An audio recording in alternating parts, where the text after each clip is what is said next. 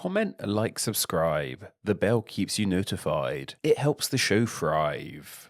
Far off the western coast of Scotland, beyond the Hebrides and deep into the North Atlantic Ocean, you will find a small archipelago of islands. They seem to be an interesting place which started being inhabited over 2,000 years ago, first by Norse people and eventually by Gaelic-speaking Scots. Suffice to say, living this remotely would not have been an easy life. The population peaked at around 200 or so people who would have lived off seabirds and their produce. People lived in simple stone dwellings, some of which have been restored and can be visited today. Life would have been tough, but relatively simple. Scottish writer Martin Martin, yep, that was his real name, visited in 1697 and said about the island, "The inhabitants are much happier than the generality of mankind, as being almost the only people in the world who feel the sweetness of true liberty, simplicity, mutual love, and cordial friendship, free from solicitous cares and anxious covetousness, and the consequences that attend them." As the centuries drew on, however, life became harder and harder for these people, primarily with more connection to the outside world. Tourists visiting the islands would have brought sickness that the people of the islands weren't immune to, and eventually many of the islanders heard about how much better life was in places like Canada and even mainland Scotland. Finally, in 1930, the last 36 people who called this island their home were evacuated to mainland Scotland, and since then these islands have remained uninhabited but have stayed in the public conscious thanks to their unique history and breathtaking beauty. Today, these islands are administered by Scotland and seen as their land. Of course, this archipelago has a name too. It would be strange if they didn't. And it's a rather unique name at that, and one that creates just as much curiosity as the islands themselves. These islands are called St. Kilda. In all honesty, that might not actually sound too strange at first. There are many places on our globe with saintly names, especially islands. Here's the catch though. When somewhere has a name like St. So-and-so or Saint What's-Their-Faces, they are normally named after a real saint from the world of Christianity. Take the island nation of St. Lucia, named after St. Lucy/Lucia of Syracuse, or St. Kitts, which makes up part of the island nation of St. Kitts and Nevis, which is named after St. Christopher, the patron saint of travelling. Even away from Caribbean islands, we have the city of St. Albans here in the UK, named after the St. Alban, who is believed to be the first British martyr in Christianity. If you were, however, to look at a list of all the saints in Christianity, while you will find the likes of St. Lucy, St. Christopher, and St. Alban, someone you will not find is St. Kilda themselves. So, what gives? Was the real St. Kilda some kind of mysterious saint no one knew the true identity of? Well, nope. There is no human in recorded history to have ever been dubbed St. Kilda. This means that these islands aren't named after a saint, but rather, they are the saint themselves.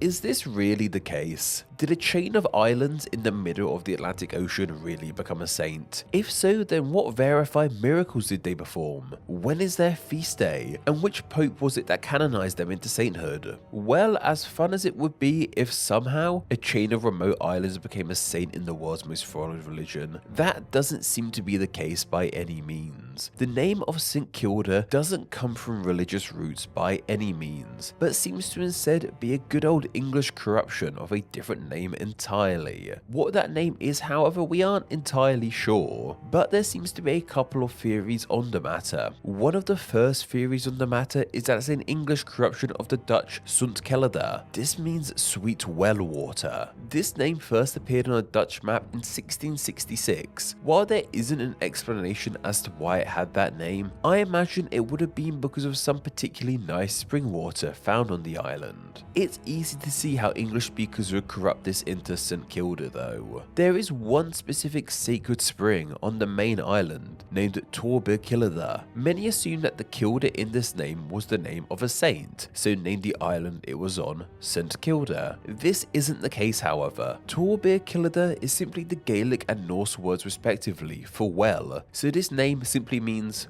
Well, this is something we call a tautological place name. Another idea is that the name St Kilda was a misinterpretation of the name Hirta. Hirta is the name of the largest island in the St Kilda archipelago, and it's thought that the thick Scots pronunciation of this name would have ended up sounding somewhat like Killada or St Kilda, and that ended up becoming the name. Hirta as a name unto itself is actually a lot older than the name of St Kilda, meaning we aren't entirely sure where it derives from. Wikipedia touts theories of it coming from roots meaning gloom and death, to it meaning Westlands, to it meaning shepherd or herd island. As mentioned, this is an old name, so we really aren't that sure about it. In Scottish Gaelic, this island is called Hurt, which is also the Scottish Gaelic name for the archipelago as a whole. This means that in its native language, this saintly confusion doesn't really exist. But it seems that the most popular theory on how these islands got the name of St Kilda comes from a completely different island altogether, that being the island of Haskir. This is another Scottish island on the mainland's west coast, but much closer to the rest of the nation and firmly in the Outer Hebrides. Despite there being some distance between Haskir and St Kilda, the two would get mixed up when travelling by ship and in turn get mixed up on maps, especially by Norse sailors.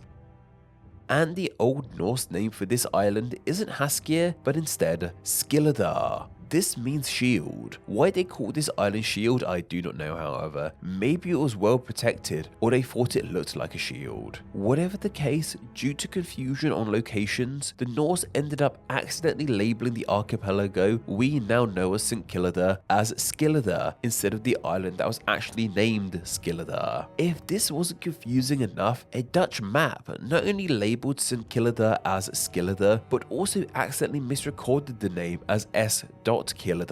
How this mistake happened once again, I have no idea. So that's already two big mistakes, giving the island the wrong name and then spelling the name wrong. And finally, a third big mistake happened. When English speakers saw this name as S.Kilda, they misinterpreted it and presumed that the S.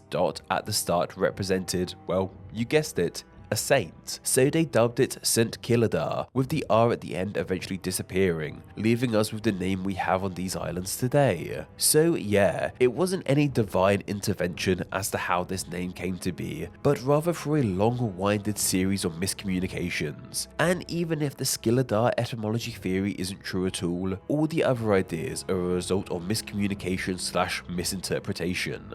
What's most impressive about this name is that despite the fact it belongs to an incredibly remote chain of islands, it actually found itself at home on quite literally the other side of the world. There's another St Kilda down in Australia, and it is a suburb of the city of Melbourne. This St Kilda seems to be a lot more thriving, with a population of almost 20,000, and is one of Melbourne's most popular locations with tourists. This part of the city isn't named after the islands directly, however. It is instead named after a ship that anchored in this part of the country for some time, dubbed the Lady of St Kilda. This ship had this name because the wife of the ship's original owner, a woman named Lydia Ackland, had visited the islands on a holiday in 1810 and talked about how beautiful they were. So her husband, Sir Thomas Ackland, named his ship after them and his lady. It was in 1842, however, that Charles La Trobe, the governor of Victoria, declared that the settlement built on the shores of where the ship had anchored would be named after it. Apparently, La Trobe had already drunk some champagne that day whilst on a picnic, and the decision was something of a spur-of-the-moment thing. So it's a suburb named after a boat, which is named after these islands, which aren't named after a saint, but rather got their name through an inexplicably bizarre series of miscommunications through languages and generations. Maybe this series of strange flukes that led to this name being a thing is something of a miracle unto itself. This video topic was suggested by BJ Windsor over on my Patreon. Every Wednesday, I put up a video request post on my Patreon for my awesome patrons to leave video ideas on. I then pick one of those ideas to be turned into a video the following Wednesday. So if you have a great idea for a Name Explain video and wish to enjoy Name Explain videos ad-free as well as get exclusive content, then why not support the channel on Patreon? It takes just $1 a month to help the channel in a huge huge way and gets you all of these amazing benefits. Visit patreon.com/nameexplain or click the link down below. Name Explain depends on viewers like yourself supporting the channel financially on Patreon, so a huge thank you to everyone who does. Donating just $1 a month helps the channel amazingly and gets you bonuses including ad-free videos, exclusive content, and the power to request ideas to be made into actual Name Explain videos. $2 a month gets you all that, plus your name here with all these awesome people. Visit patreon.com/nameexplain or click the link down below to find out how you too can support the channel. Thank you. Thanks for reaching the end of the video. Why not watch another and subscribe to keep up to date on all things Name Explain. You can find myself on Instagram where I'm NameExplainYT and join the Facebook group Friends of Name Explain to talk with myself and other name nerds. All that will be linked down below. Anyway, I hope you enjoyed this video and once again, thank you all so much.